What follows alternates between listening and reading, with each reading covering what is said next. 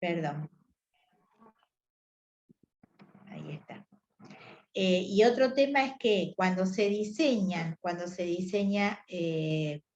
la infraestructura, cuando se plantea la necesidad de determinados equipos y eso, está siempre el tema a quién le consultás, porque cada uno de los proveedores de esos insumos te va a querer vender lo que ellos tienen.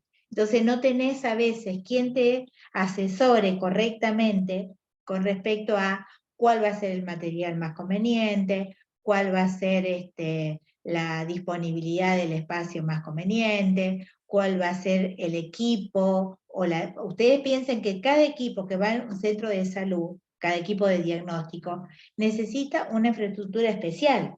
O sea, la sala de rayos tiene que tener determinado tipo de paredes y determinado tipo de aberturas. La sala de mamografía igual, la sala de tomografía igual. Todo eso se tiene que cumplir con el reglamento que establece cómo tienen que ser las paredes, cómo tienen que ser los pisos. Después, bueno, ustedes el año que viene en seguridad e higiene van a ver el tema de, digamos, el tema de la disponibilidad de si hay escaleras, cómo tienen que ser las escaleras para disminuir los riesgos de caída, bueno, dónde tienen que ir las barandas, si hay subidas, lo mismo. Esas cuestiones, bueno, el año que viene lo van a reformular en seguridad e higiene, tiene una materia de seguridad e higiene. Y después, bueno, les vuelvo a repetir, muchas veces se utilizan determinados tipos de sustancias para limpiar, determinados tipos de desinfectantes, y después hoy viene el aviso de que ese producto no se puede utilizar más. ¿Sí? O sea que durante mucho tiempo se estuvo usando un producto que tenía sus riesgos. Por ejemplo, en algunos casos se utiliza algún desinfectante que viene en aerosol. Bueno, el criterio de infectología es que el aerosol no, por la diseminación de las partículas y demás, no quieren usar este aerosol. No sé si serán todos los sistemas iguales. Pero bueno, y después inclusive cuando dice lo que genera, tanto porque acá hablan no solamente de pensar en los pacientes, sino también de pensar en el personal de salud, por eso plantea que cuando se analiza la relación costo-beneficio, bueno, si uno tiene un edificio sustentable, vas a tener menos licencias por problemas laborales, por problemas de salud, va a tener menos tiempo los pacientes en el hospital, o sea que a largo plazo tiene un beneficio, si bien todo lo que implica sustentabilidad es un poco más caro, porque el hecho de tener que pensar en ciertos tipos de materiales que hagan que se pueda aprovechar mejor la energía, son más caros, pero a largo plazo trae sus beneficios. Menos gasto de electricidad, menos gasto. Yo, por ejemplo, una de las cosas que nunca puedo entender, el uso que se hace de la calefacción en los centros de salud. El centro de salud no puede tener una calefacción que no es saludable, porque el solo hecho de que estés ahí, que te estés ahogando de calor, porque además falta el aire, eso no es saludable, y eso se lo ve muchas veces en los centros de salud, el mal uso que hacen de la calefacción. Entonces, habla de generar beneficio tanto para los pacientes como para el personal, como para la comunidad. O sea, pensar que el centro de salud pertenece a un barrio, ¿sí? Pertenece a una comunidad en la cual tampoco se deben generar contaminantes, o por lo menos, o sea, todos los contaminantes pueden recibir un tratamiento. Hay tratamientos de residuos que lo hagan menos contaminante. El tema es aplicarlos. O sea, hoy por hoy, desde el punto de vista económico, eso tiene un costo que no cualquier centro de salud está dispuesto a hacer. Con respecto al uso del agua, vieron que en algunos países ya se está haciendo de tener agua, una provisión de agua potable para lo que es consumo o para lo que es equipamiento de diagnóstico. Pero lo que es, por ejemplo, lavado de pisos, no se justifica gastar agua potable, ¿sí? Entonces, en ese caso, hay centros de salud que tienen dos provisiones de agua, una de agua potable y otra que no es de agua. Es no potable, no implica por eso que esté contaminada, pero no cumple con todas las reglas de potabilidad. Digamos, en un sistema público es más difícil todavía. Yo creo que las chicas que trabajan en hospitales, como ustedes decían, bueno, el hospital se debe diseñar. Bueno, está bien, no se diseñó teniendo en cuenta todos estos aspectos que menciona el artículo, pero si se hacen modificaciones, lo que se pueda ir haciendo, por poco que sea, es válido. Y es un empezar, es decir, bueno, se amplía, por ejemplo, toda la parte de farmacia, eso es nuevo. Creo que me parece que debe ser de un proyecto de remodelación, porque creo que la farmacia funcionaba en otro lugar bastante más que un costado, creo que era totalmente inapropiado, así que creo que lo de la farmacia es bastante nuevo. Bueno, ojalá se hayan tenido en cuenta todos los requisitos para que la farmacia pueda, digamos, aprovechar bien los ambientes, los materiales, un mejor uso de la energía, un ambiente de trabajo más Silvia, seguro. Sí. Silvia, en realidad cuando hablamos de la mala, de no estar bien pensado la estructura edilicia del hospital, la farmacia está impecable. El problema es, por ejemplo, que toda la internación está en las plantas altas y en la torre, y hoy, por ejemplo, estaban rotos los dos ascensores. Y cómo haces para subir a la gente de quirófano o para los que vienen de la guardia que se van a internar, o nosotros mismos de la farmacia hoy teníamos que llevar los pedidos a a los pisos y no teníamos cómo llevarlos porque ¿cómo haces para llevar? Teníamos que llevarle 25 cajas de solución fisiológica al cuarto y cómo hacíamos para llevarle si no teníamos ascensor. Teníamos que ir subiendo las escaleras con todas las cajas. Desde ese punto de vista estamos teniendo el problema. Claro, claro, algo que ni siquiera se sabe tener, se necesita tener demasiada profesionalización para darse cuenta que esa cuestión se tiene que pensar, o sea, por eso te digo, hay cosas que van más allá, porque por ejemplo vos decís, bueno, la farmacia está bien, no sé si, vos sabés si se planificó junto con la farmacéutica el diseño de la farmacia. No, Yo hay tengo una entendido que arquitecta no. que es, creo que no estuvo más en cuenta porque es conocida, es prima de Marina, de la farmacéutica, y por eso creo que no estuvo más en cuenta, si no, tampoco, siempre estuvimos en yo llegué a ese lugar hermoso, pero siempre estuvo relegada a los rincones, a los lugares más inhóspitos estaba la farmacia. Claro, hay requisitos que deben reunir las farmacias hospitalarias. Eso se modificó, creo que fue en febrero de este año. Las chicas lo tienen, no sé si lo han trabajado este año o lo verán el año que viene, pero hay requisitos que el sistema de salud pública establece para una farmacia hospitalaria. Acá en Ameguino pasa de que están haciendo una farmacia nueva al lado, porque es muy chiquita la que está desde hace muchos años. Están haciendo paralelamente una farmacia más grande, con más instrumentos y esas cosas, más espacio también. ¿Y que va a quedar dentro del hospital o está del lado de afuera? Está dentro del hospital, sí, está dentro del hospital. Porque es muy chiquita, no sé si será 3x3 la que está ahora. Claro. ¿Y tienen depósito? Tienen depósito, sí. Bien. Es lo que están haciendo. No se ha inaugurado y eso, pero es lo que estaban hablando. Claro. Es lo que se ha visto. Y después, el laboratorio de preparaciones magistrales, ¿no sabés si van a poner? No sabemos todavía. Ah, está bien. Sé que están haciendo la edificación nueva y eso, pero no sabemos si lo van a hacer. Claro. Sí.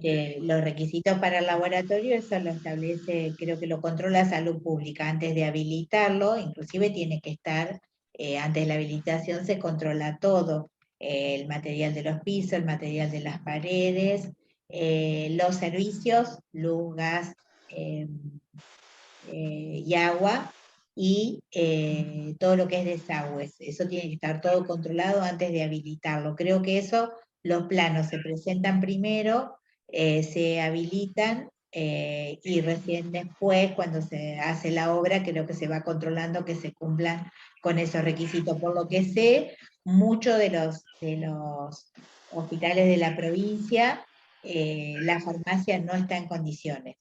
Lo que pasa es que al no estar en condiciones, por ejemplo, la farmacia no está habilitada como tal, y a nosotros lo que nos complicó muchísimo con el tema del COVID, el no estar la farmacia habilitada, yo no podía comprar todas las drogas que se necesitaban para los pacientes COVID. Todo lo que es Sí, y estupefacientes. a veces no solamente la farmacia, también lo que es acá nos pasa que el hospital o lo están por terminar de habilitar, no tenía oxígeno central y eso, siempre se manejaba con tubo. Ha ido cambiando en este tiempo, en este año mejor dicho. Claro. Pero más con el tema de COVID, eso es también lo que más complicó. Claro, lo que pasa es que creo que por el tema del COVID, en algunos casos creo que hicieron habilitaciones provisorias. Como había que atender la emergencia, en algunos casos se dieron habilitaciones provisorias con obligación de 1 o 2 años poder completar todos los requisitos para la habilitación completa.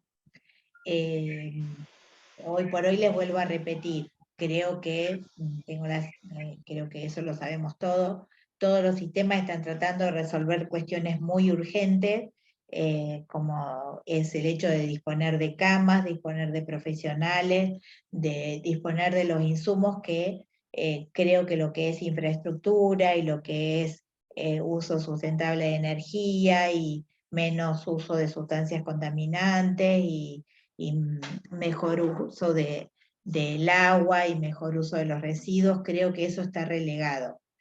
Ojalá a futuro se pensara en... Cuando comentabas esto de energía y eso, acá le pasa que en rayos que la temperatura es muy alta, ¿me entendés? Mejor dicho, muy baja, hace mucho frío en toda la época del año, puede ser que tiene que mantener la maquinaria, pero a veces llega un momento que hace frío, más te das cuenta en invierno y eso, en verano capaz que es lo más pasable, pues siempre tiene que mantener una cierta temperatura por el tema de las maquinarias, eso es lo que me contaba la otra de la chica. Claro, y creo que en quirófano es lo mismo, en quirófano sí, me parece que también trabaja a una temperatura muy baja. Sí, en quirófano sí. Claro, por eso. Pero además, bueno, el tema, por ejemplo, el tema de las aberturas, el tema del... una de las cuestiones es la iluminación, otra de las cuestiones es la ventilación. O sea, muchos espacios no están diseñados con la ventilación correspondiente. O sea, la circulación de ventilación es un parámetro que se tiene que tener muy en cuenta. Yo creo que han prestado más atención al tema de la ventilación a partir del COVID, que viste que necesitaban sí o sí ventilar los lugares y eso, pero si no antes, muy poco, nada le daban atención a esa parte, ¿me entiendes? Normalmente en toda situación, hasta uno en la casa mismo, tiene que estar ventilando constantemente, no solamente por los virus, sino por todo. ¿Viste? Sí, lo que porque pasa que... por eso después se propagan los virus prehospitalarios, ¿viste? Que se enferman por el tema no solamente por el lavado de manos, sino también por la mala ventilación, se propaga más fácil. Claro, lo que pasa es que, por ejemplo, cuando tuvimos lo de la gripe A, ahí aparecieron protocolos de ventilación y de prevención, tanto para los centros de salud como para los centros educativos, pero se implementó 1 año, 2 años, ya después cuando las cosas se van diluyendo, nos vamos olvidando, y ahora se retomó otra vez con el tema del COVID. Después porque siempre con el tema de los virus intrahospitalarios, no solamente que siempre toman en cuenta, yo sé que la higiene es lo fundamental para que no haya contagios, pero la ventilación es también un factor muy importante.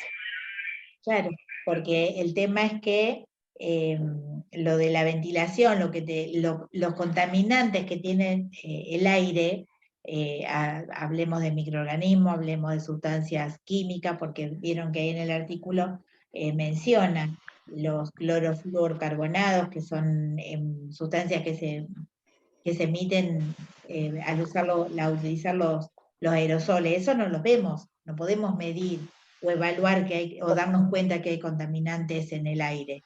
También supuestamente que no se pueden barrer en los sectores de salud, siempre directamente mojando el piso, trapeando, diríamos.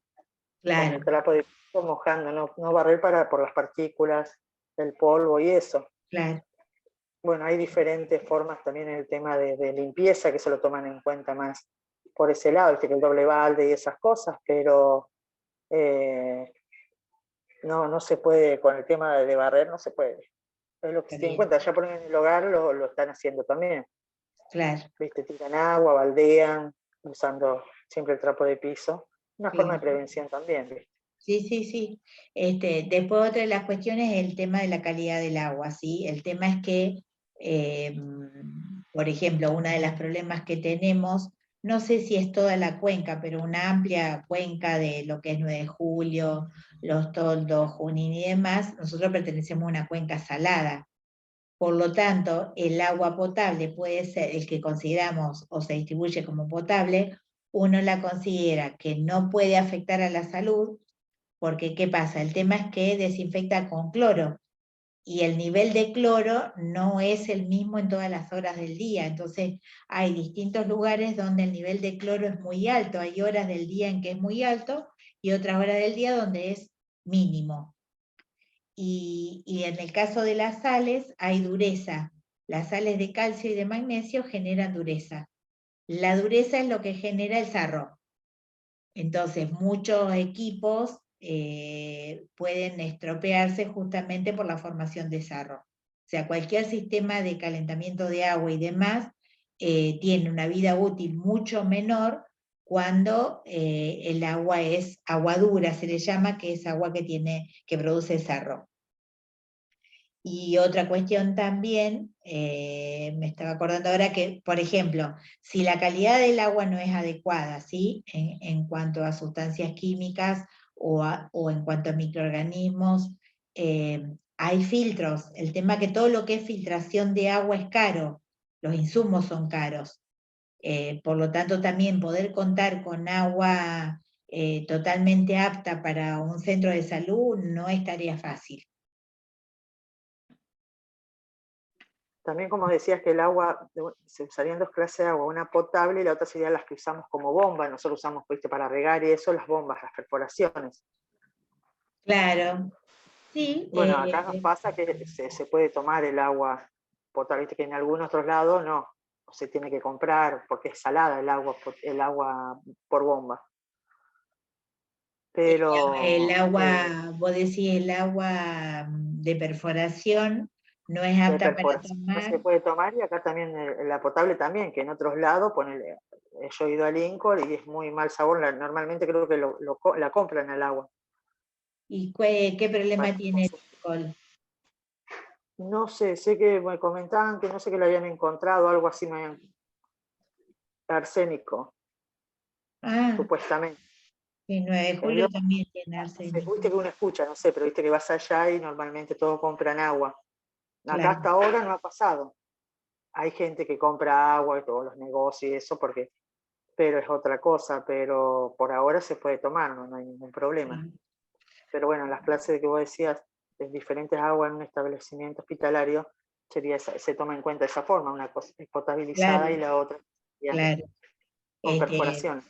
O inclusive suponete, si vos necesitas agua libre de dureza, de sales de calcio y de magnesio, existen filtros, pero como eso es caro, entonces se hace una circulación diferenciada para todo lo que es equipamiento. Es decir, el agua que va para ese equipamiento tiene un filtro para eliminarle la dureza y que no forme sarro, porque todo lo que es formación de sarro apunta al deterioro mucho más pronto de todo lo que es las distintas tecnologías que se utilizan.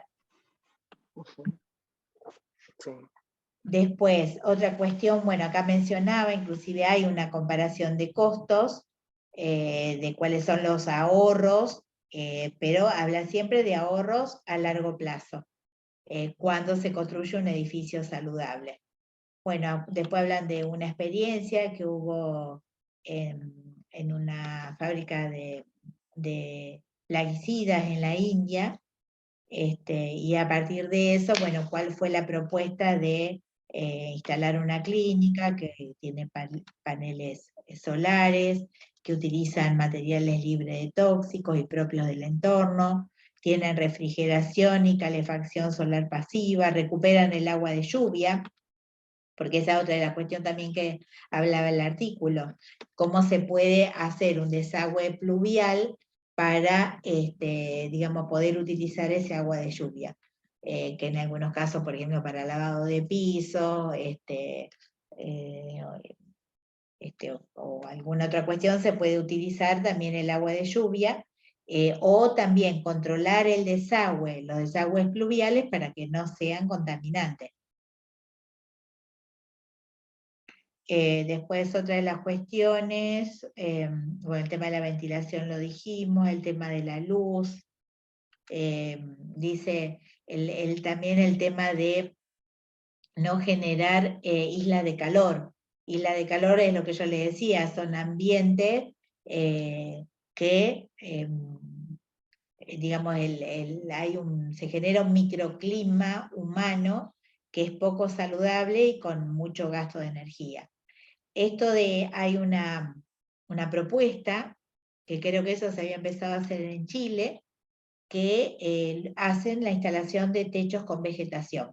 O sea, dejan un pequeño espacio arriba del techo, se hace como otro sobretecho y sobre ese techo se pone vegetación. Se llaman terrazas verdes. Más que nada tiene que ver para controlar todo lo que sea la recepción de luz y por lo tanto el uso de energía. Después, bueno, el tema del uso de la luz natural, habla de también los beneficios que tiene el uso natural con respecto a la luz artificial. Bueno, lo del agua ya lo dijimos. Bueno, acá hay una imagen, esto es un techo preparado con paneles solares. Acá habla de 105 paneles. Esto en Estados Unidos se hizo en el 2010. La instalación de un panel solar para aprovechar la energía solar es caro, pero a largo plazo genera beneficios. Y después tienen, por ejemplo, este otro hospital en Canadá que tiene energía eólica. Lo de la energía eólica se puede regular de acuerdo a la dirección de los vientos y demás. Digamos, hay regiones que son más favorables para instalar energía eólica. Y después, otra de las cuestiones es que no solamente tiene que pensarse en lo que es la construcción eficiente en cuanto a salud y en cuanto a ahorro de recursos, sino también lo que es mantenimiento, es decir, pensar después, una vez que está construida, cómo garantizar el mantenimiento, cómo garantizar que se sostenga ese uso sustentable de los materiales o de los recursos.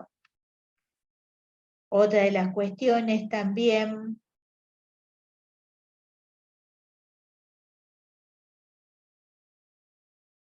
bueno, disminuir la liberación de productos tóxicos, por ejemplo, el tema, bueno, si hay mercurio, cómo se elimina en los residuos, después, bueno, las dioxinas, que son sustancias contaminantes. Sí. Ya ahí lo que vos decís de esto, bueno, estamos comentando recién. Acércate un poquito más, Lourdes, que te escuchamos bajito. Es esperar de los paneles y también capacitar al personal. Entonces ahí está con doble gasto. Las instituciones no quieren contemplar. ¿Viste? Eso también es otra de las cuestiones. Capacitar al personal para que poder sacarlo nuestro provecho, no tener que sumar otros instituciones a que vengan Claro, por eso te decía, no sé si el perrito en donde está Lourdes, por eso te decía que siempre es necesario también pensar en el mantenimiento y pensar en el personal que se encargue de controlar el funcionamiento, de controlar la efectividad de cada uno de los sistemas armados, de minimizar las situaciones de riesgo, de minimizar la generación de contaminantes, de minimizar el consumo de los recursos, el agua, eso, pero bueno, tiene que ser, cuando decimos, bueno, colocamos filtro, claro, el tema es como vos decís, tiene que haber personal especializado para que sepa cómo manejar esos filtros, que se estén, porque hay que renovarlos, hay que, digamos, cada filtro tiene una vida útil, entonces se tienen que modificar en función de la vida útil de ese filtro, si no nos sirve, deja de ser efectivo. También propone en algún momento el tema de, por ejemplo, la contaminación con dioxina, porque la dioxina es un producto que deriva justamente de cuando se quema o se degrada el PVC, por eso habla de utilizar materiales libres de PVC para los pisos, no utilizar materiales que contengan compuestos de cloro, ver el tema de los acabados interiores, el sistema de tuberías, el encamisado de los cables eléctricos.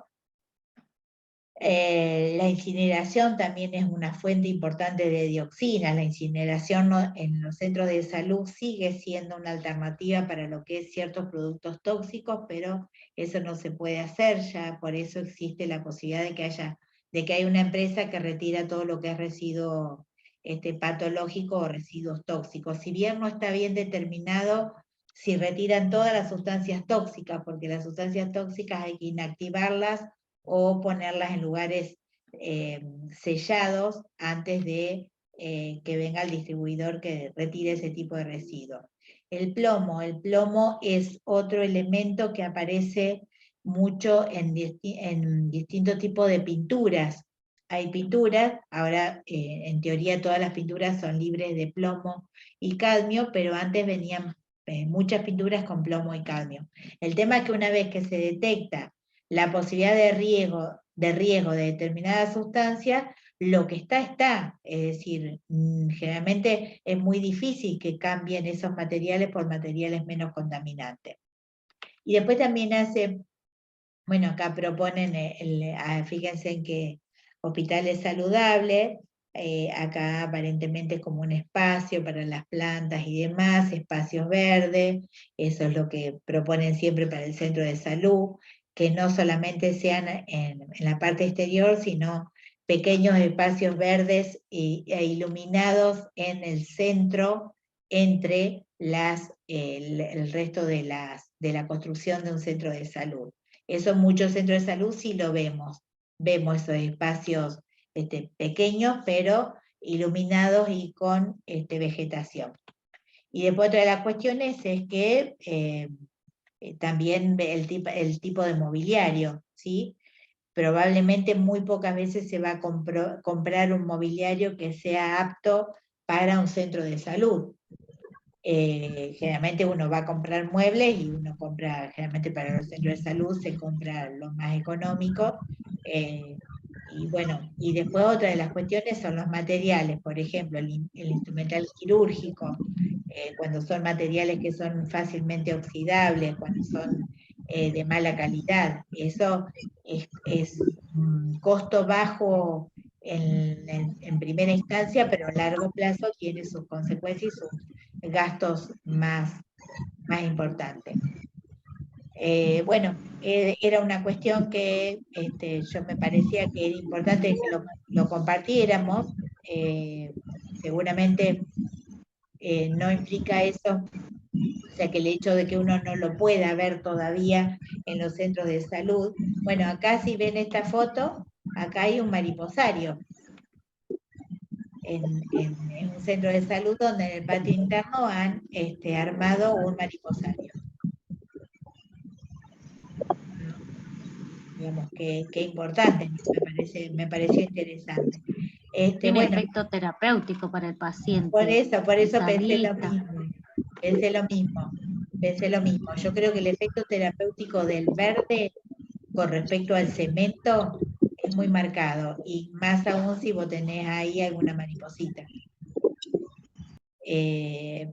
Pero bueno, el tema de a veces los techos, por ejemplo, diseñan los techos de vidrio o de algún material que permitan captar la luz solar y captar, bueno, los colores del cielo y demás, que también es un factor que tiene que ver con lo saludable.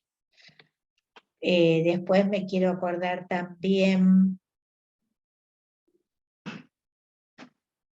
bueno, acá digamos, uno habla de materiales y habla de equipamientos y habla de sustancias apuntando a lo que es sustentable. Después tenemos que pensar en las situaciones particulares, como dijimos recién, el área de farmacia, el área de preparaciones oncológicas, el área de preparaciones parenterales. Bueno, esos tienen que tener un requisito particular para tener la mínima o cero riesgo de contaminación, tanto de partículas como de microorganismos, etc. Bueno, esto me pareció importante porque tiene que ver con procesos físicos, tiene que ver con propiedades de los materiales. Hablando inclusive con una arquitecta que trabajaba y que ella se actualizaba mucho, en los últimos congresos, en los últimos cursos de actualización, había ya propuestas de lograr la eficiencia en las construcciones en cuanto a los materiales, en cuanto a la disponibilidad frente al sol, a la luz natural, el uso de materiales sustentables, de materiales renovables, pero bueno, estamos muy lejos de poder lograr varias cosas que tengan que ver con esto de la sustentabilidad. Seguramente ustedes todo lo que tiene que ver con medio ambiente también vieron algo en salud pública. El solo hecho de, se plantea hace mucho tiempo que se plantea el hecho de reducir los combustibles fósiles, que son los que generan dióxido de carbono, por el tema del efecto invernadero, pero hoy por hoy es una de las deudas pendientes más difíciles de resolver, porque las posibilidades de cambiar por otro tipo de energía no son tan viables. En algunos lugares, lógico, estoy hablando de centros de salud muy grandes, también proponen disminuir la circulación de móviles que tengan motores de combustible, ¿sí? Buscar, bueno, o las técnicas del pedaleo u otro movimiento para generar menos residuos contaminantes o que contribuyen al efecto invernadero. Bueno, eso me pareció importante, compartir este artículo, y la semana que viene vamos a hacer lo siguiente. Van a tener ya la devolución del parcial. Yo les voy a compartir el programa de físico-química, inclusive con la bibliografía que hemos estado utilizando. Yo la bibliografía en general traté de armárselas, o sea, traté de proponerles ya la bibliografía armada, porque realmente buscar específicamente bibliografía que sea de físico y química en salud, no hay. Entonces son libros de física, libros de química, entonces si ustedes tienen que trabajar con esos libros, se hace muy engorroso. Por eso traté de que todos los materiales o propiedades o contenidos que pude ir armándoles, siempre vinculándolo al tema de salud, lo hice así. Así que bueno, la bibliografía más que nada es la que estuvimos trabajando en clase y las actividades que estuvimos trabajando.